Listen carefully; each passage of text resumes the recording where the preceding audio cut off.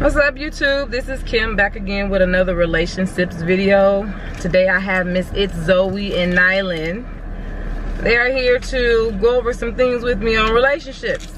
Today we're going to talk about the misconceptions of relationships, so I have some questions for them. Say hi, Zoe. Hi, Nye. Hello. Go subscribe to my YouTube channel. It'll be in the link in the description box below. Alright, so there's a big misconception about relationships based on, you know, people putting out their pictures and Instagram and things that people say that are not realistic, especially in young love. So today we're just going to go over a few things that I feel that needs to be talked about that haven't been talked about. So the first thing that I want to ask Miss Zoe and Nylan is, what is the most difficult part about being in a young relationship that they've learned? Now they've been in a relationship for 2 years and they've learned each other a little bit more. What are the things that they've learned in these 2 years that are not truths? You know, what did they think versus what is it really? I would say getting your partner for y'all to see eye to eye, because y'all not gonna see eye to eye with certain situations, and you know, you want to get them to see your point of view, and it's hard to get them to see that point of view when y'all both think different, y'all both got different mindsets, and it's difficult to make them see the way you see things. So you have to compromise sometimes, you think? Yeah. You have to compromise more than you thought you were going to compromise the things you want versus the things that they want. What about you, Nye? What do you feel is the biggest learning? What do you feel you learned the most in this young relationship in these 2 years? Patience. Patience. And time management. Okay, that's a good one. That's one thing people don't talk about, you know, time management. Giving time where it's needed versus, you know, always being fun time. It's not always fun time. Making sure you give your partner enough time and enough space. Individual time versus, you know, the homie time and the girlfriend time, you think? Yeah? Okay. Those are things that they don't talk about that I feel is necessary to talk about. So my next one is it always exciting and fun in your relationship? You know, everybody give you this idea that it's always exciting and fun, even when you're traveling together. You guys have had a couple trips together. Is it always what people think it is, or does it look like the picture that people always post? Not at all. So what do you think you've seen differently versus the photo?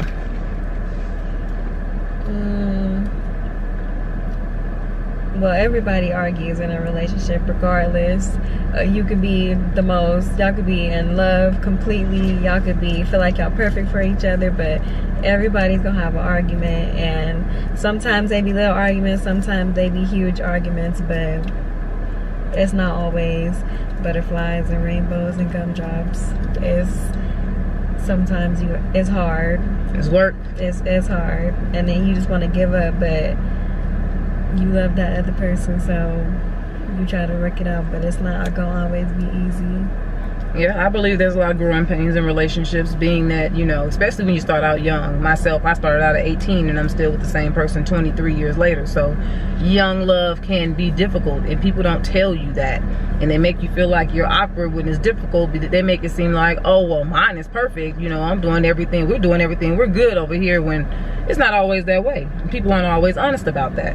So, you know, thank you for being honest, because that is the honesty that needs to be told.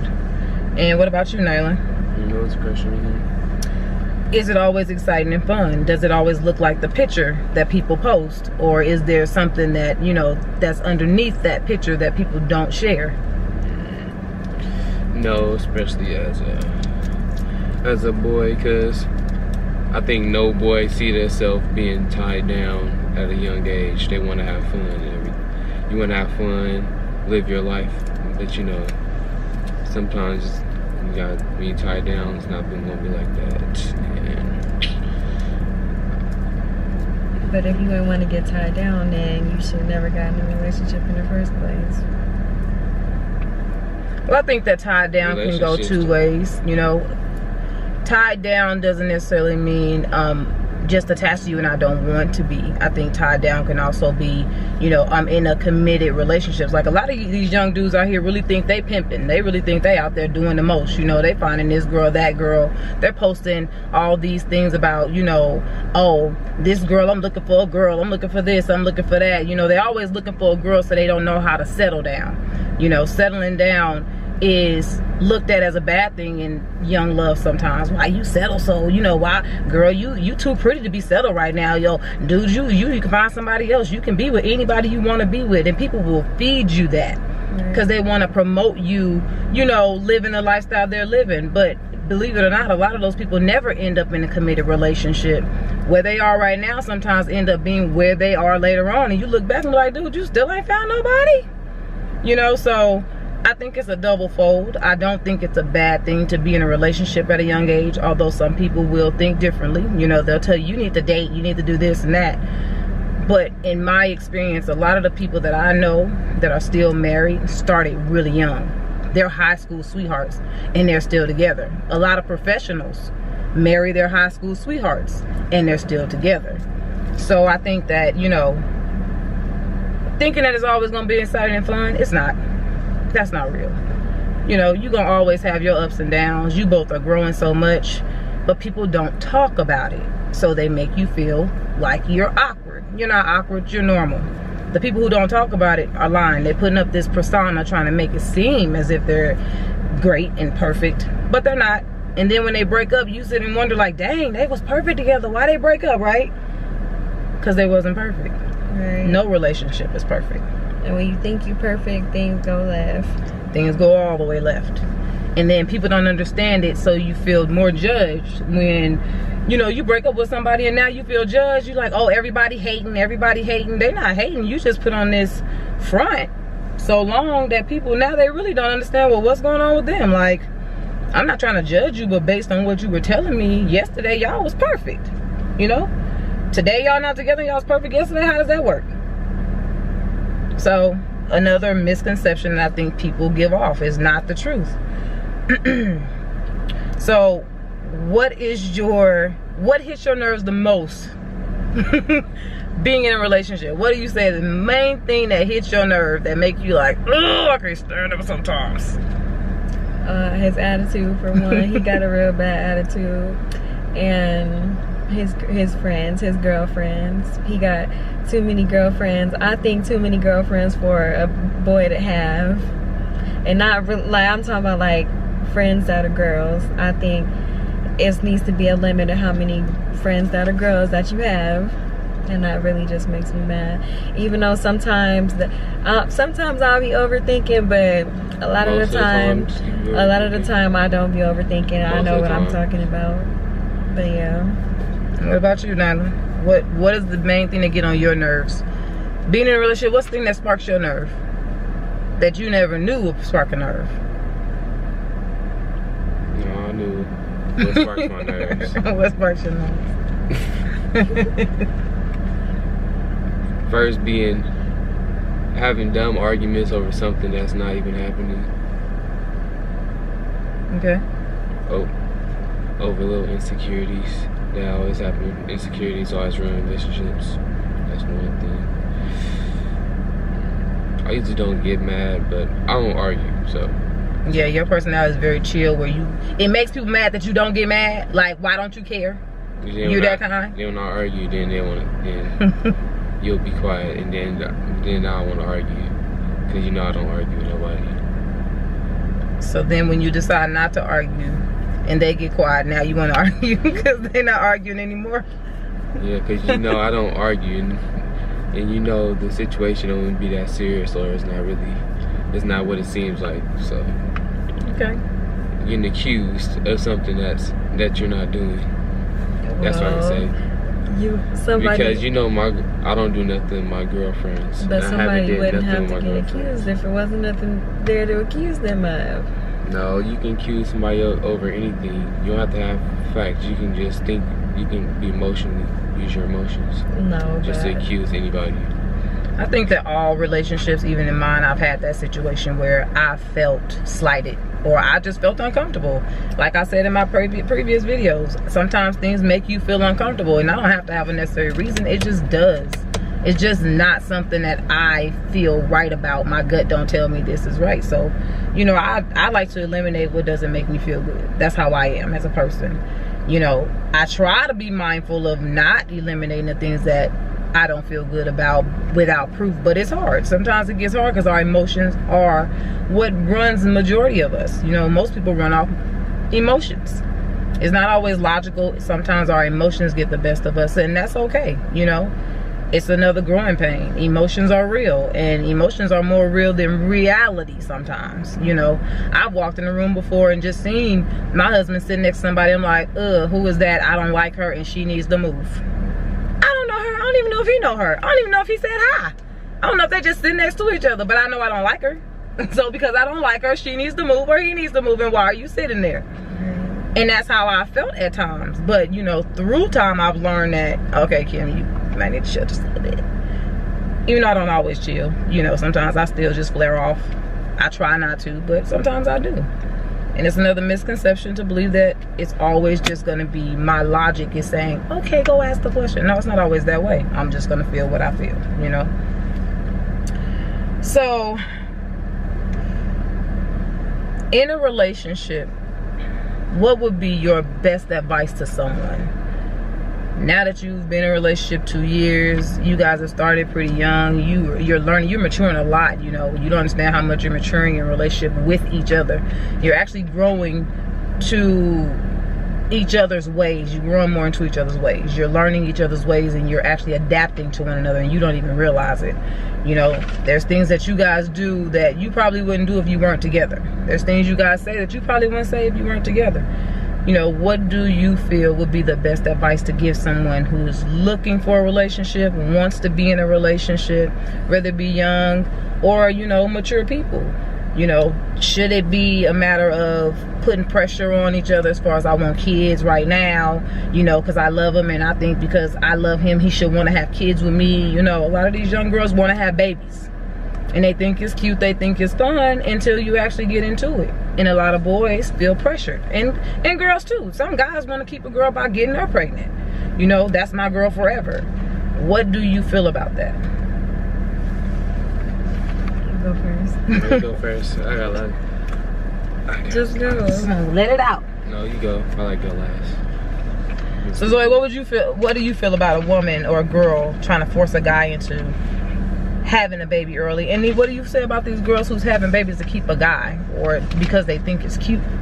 I feel like you're gonna end up unhappy, single, crying every day, taking care of a kid, trying to be strong, but really on the inside you're gonna be breaking down, because if somebody don't want a kid, you shouldn't force a kid on them at that moment, because eventually they'll want a kid, they'll come through, but at that moment you shouldn't force nobody, because then when you force them to have a kid with you and you have that kid, it's kind of like they're with you just because the kids are like, they stop loving you, they stop what's the word I'm looking for, like the passion goes away, like y'all just don't click no more. And some people think that a kid can save a relationship when really it don't. Okay.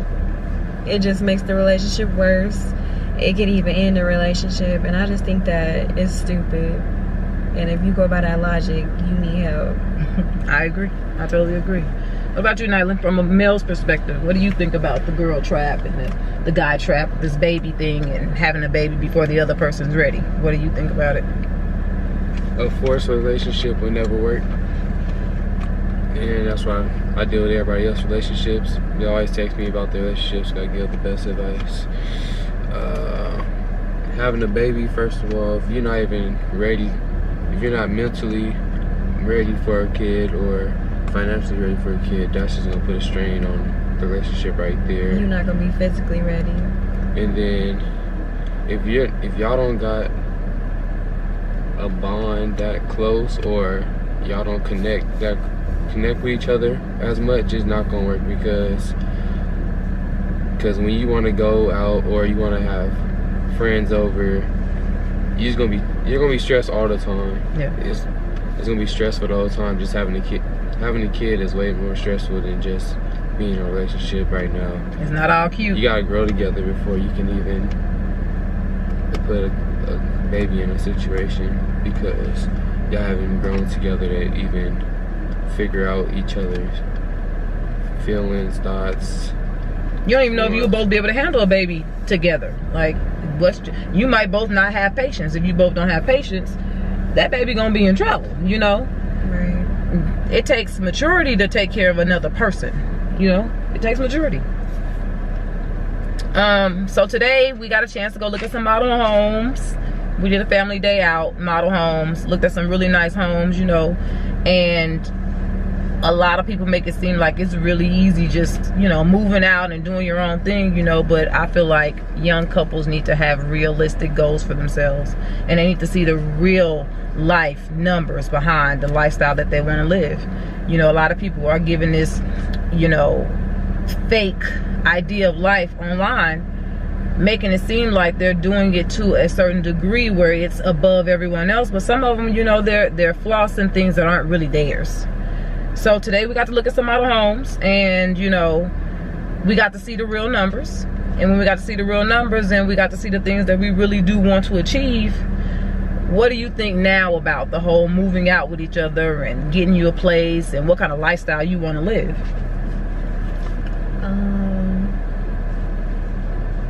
Well, I know it's gonna take some time. It's gonna take a lot of time. It's gonna take a lot of determination and dedication and grinding to get to that, but I don't know, because I know that living like that is a lot, but it's realistic. Seeing them numbers, and it's like, I don't know. Yeah, we went from anywhere from what, $300,000 homes to $1.8 million homes today in Vegas. So we got to see the difference of what you get in quality, you know. And it's realistic. It's realistic, but you have to have a plan. You have to look at it first. You know, don't just dream, look first. Go see what you actually want. Then set your goals. You know, now you know this is where I want to be. Now this is where I want to be. How do I get there? And I think the great thing about you two is that you guys were able to do that together. You know, you got to see it together. You got to really look at the numbers together and say, okay, well, I know Zoe told me today she's not living no mediocre life. So we already know Zoe is not playing that.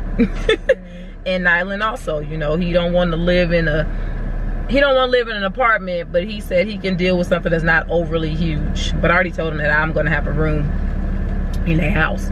But seeing those numbers today, Nylan, what do you think about the lifestyle you want to live versus the lifestyle people put out there?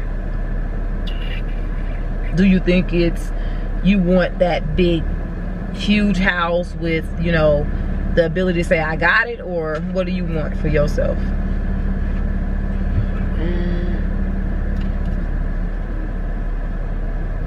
Is that a hard question? It's not hard. I just can't think of nothing. I just want to be comfortable. I don't want to have to like struggle and worry about how I'm going, you know, like what am I gonna do next month for rent, car note, like how am I gonna eat. I just want to be comfortable in whatever I decide to do and wherever I decide to live. I don't know, I don't want to struggle, I know. And that's one of the realistics, right? You know, it's not nice having a huge house and I ain't got no food. You know, I gotta make a peanut butter and jelly sandwich, just some noodles. I mean, I'm about to roll up these noodles together just so we can stay in this big old house. But living in $1 million house. Yeah, and then, you know, we got to go in a house that was not furnished. You gotta look at the house. You go in these model homes and you see it furnished and pretty and luxurious, but then when you actually go into a home that's not all fixed up, because they don't come that way, then it's like, wait a minute. What about the furniture? We gotta fill up this whole house, you know. And young people, please understand that when you are dreaming, dream big, think outside of the box, but have a plan. You know, don't just want to be a struggling artist. That's silly. A struggling artist makes no sense, because you don't have to be that. You can still maintain if you're going to school, if you have a job, if you're working towards something. You know, continue working towards it. But there's nothing wrong with working a job to get there. You know, you don't have to say that, you know, I'm a rapper, but I work. You know, most people don't want that. They want to just say, I'm a rapper. You know, I'm a struggling artist. That's senseless. That's stupid. But I just want to tap on a couple of things about, you know, relationships, especially young relationships. I think I have 2 very great examples here. You know, this is Kim with another relationships video. I just wanted to tap on a few things with ItzZoe and Nyland. You know, I thank them for coming through and going over this with me. I know it's not easy to talk about sometimes, especially in front of one another, but I'm glad you guys are comfortable enough to talk in front of one another, because that's another thing, you guys. A lot of people don't talk, and when you don't talk in a relationship, there's a lot of things that are misunderstood. And I think you guys, as long as you keep on talking, keep the conversation open, you'll go a very long way. You know what I'm saying? So until next time, if you have any questions, you want to subscribe, click that button below. Otherwise, we're out of here. Bye. I'm posting this on my channel too, so make sure you go subscribe to her channel. All right, bye.